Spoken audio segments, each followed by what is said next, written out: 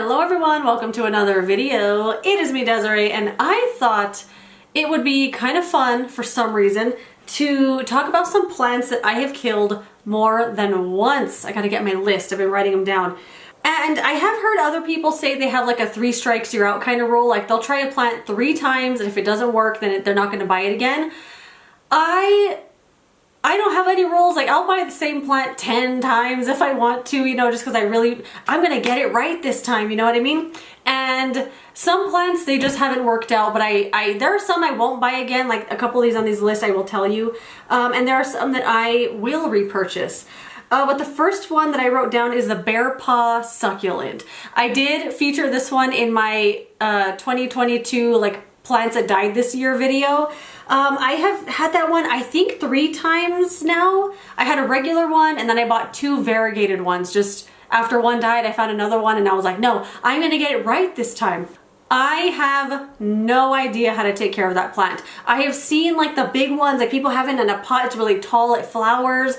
I have some succulents that I'm okay with, like the ones here on my windowsill, a couple in the living room on the windowsill. They do really good, but not all of them are the same, and I feel like if you don't have them in the right lighting, they're not gonna work out no matter what. And the bear paw is just that way for me. I don't know when to water it. I thought if I waited till like the little paws were squishy, like I would with any other succulent, like wait till it seems like it really needs water. But if I waited that long, the arms like would just fall off. Like if you carry it and you're just like not being perfectly gentle, it'll just fall apart. It's the weirdest plant, but it's so cute. I would buy it again. I would buy it again, and I think I did mention this in that video as well, that I would buy it again and I would treat it like cut flowers. Like I would just have it until it dies and then I would throw it away and then buy it again if I want to. It's just such a cute plant, and one of these days I'm gonna get it right. If you have one of them and you have some tips, let me know, because I don't want to keep buying them and them dying. But if I could keep one and have it thriving, I would love to. But so far that plant has not worked out for me, but it's too cute not to buy another one.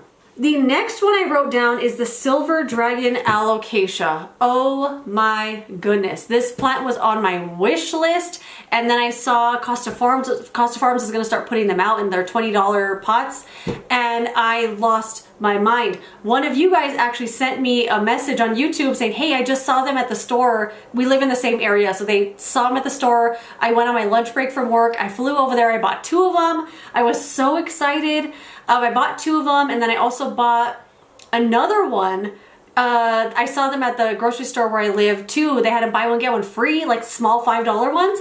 I bought 2 of them, and every single one of them died. I don't know what it is. There are some alocasias I'm really good with, and some that are just, they don't want to live, and it is what it is. And those ones I could never get a handle on for nothing. The leaves were just, they would just get really soft or they would get really crispy.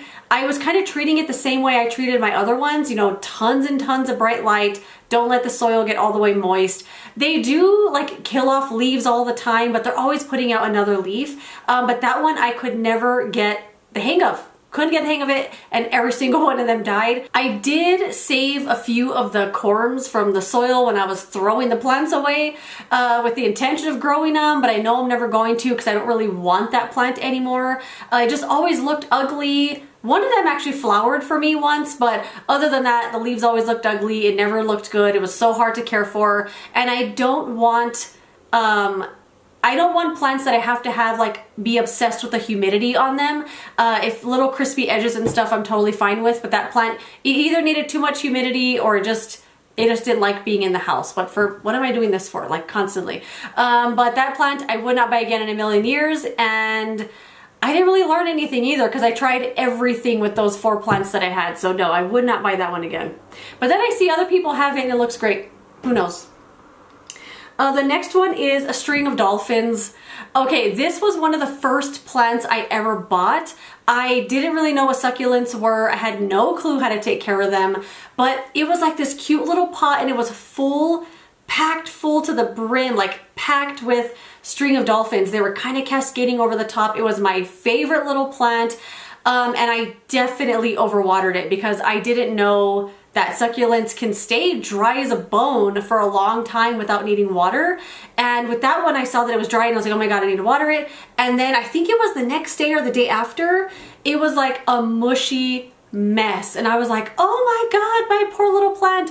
But I didn't know that it needed so much light. I was in an apartment at the time. We only really had one window. So the succulent was not going to live in the apartment either way. But I did buy another one when we moved here. Same thing. It didn't live at all. I bought, I think, a hanging basket of it. I tried to keep it in the window too. I didn't seem to like it. I moved it back here a little further away from the window. Didn't like it. And the same thing kind of happened. Like the little dolphin-y things just dry up. They dry up to little like sticks and then they fall off. And then the whole plant just kind of gets dry. It's really weird. So I don't really know how to take care of that string of plant. But I have other string of plants. I have a string of, it's either a string of needles or fish hooks or something that's sitting in the windowsill that's doing amazing. I always forget I even have it just because it's such a like easygoing plant. I have some string of pearls that I'm really good at, string of hearts, the silver glory one I'm good at, and then I have a couple of these hanging ones here that seem to be doing okay as well. But string of dolphins, I don't know what it wants. No idea. No idea. If you have one, what are you doing? Let me know, because I love the way that it looks, but I can't figure it out. The next one is the stingray alocasia. So this is one I'm actually surprised I've killed so many of them, because I figured it would be the same as any other alocasia, but it seems to be a lot more difficult. So I have had 3 of these, 2 like regular sized ones and then one gigantic $50 one of those ones you would see growing outside. And now that one, I featured this one in my April Fool's video, in my March favorites. It's only one leaf now, one little stingray that's this big. I took it out of that pot and I put it in a smaller pot. It's kind of just sitting in the windowsill in my other room now. I don't know what that one wants. I don't know why it doesn't thrive like the other ones do. It gets tons of bright light. I'm keeping it moist, but for some reason it doesn't want to live. I would not buy that one again, although I love the look of it. It's so cool. It's got this like heart-shaped leaf with this long stem thing coming out. It looks like a stingray. It's absolutely gorgeous. I love it. Those big giant ones are so like cool looking. I saw another one at Home Depot the other day and I was like, don't do it. But I wouldn't buy that one again because I've killed 3 of them, including a humongous one. I don't really know what it wants. I don't know why that one is so different than the other ones, but if you have one that's thriving, let me know what you're doing. But I wouldn't buy it again. The next one, oh, this is the last one. Ferns. Oh, the poor ferns. I don't know why I keep bringing ferns into my house, but I think they need humidity, like more humidity than I'm willing to give them, I guess. And they need to stay on the moist side. And I am a big fan of underwatering my plants because I feel like it keeps away the fungus gnats for the most part. And I don't know, I just always do. I have so many, you know? But anyway, I'm a big fan of underwatering the plants. But ferns do not like to be underwater. They like to stay moist for the most part. I actually have one right here to show you that is struggling from underwatering syndrome. I'm gonna keep this one though. It's growing some stuff here on the little, I don't know what these things are called, rhizomes, I guess. It's regrowing that. And actually, this is the perfect plant to show you because we were at Home Depot not too long ago. I was looking for the Proven Winners displays, and they had one of these, and it was so big. It was huge, big giant leaves. It was so big, it was so loud and noisy because this plant's like really noisy. And I picked it up and my boyfriend said, that looks like a fern. And I said, it is a fern. He goes, you can't have that fern. You can't buy it, because he knows how many ferns have come into this house and they don't leave. They come in and they don't go out. Well, I guess they go out, but they go out to the trash. I don't know.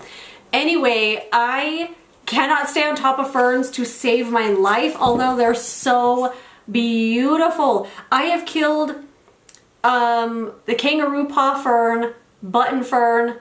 There's one in my living room now that I'm trying to stay on top of. Someone gave it to me for Christmas, and right when she gave it to me, I was like, thank you so much, but I don't think you know what you're doing. Why are you giving me that fern? Anyway, I've killed many ferns, many ferns.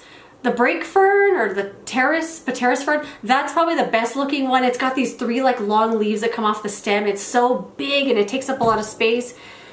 they're relatively cheap, they're easy to come by. I want to fill my house with ferns, but they, I don't know, they're just not thriving in my house, and I think it's because I'm not watering them enough, and I feel like they might need more humidity than I am willing to provide.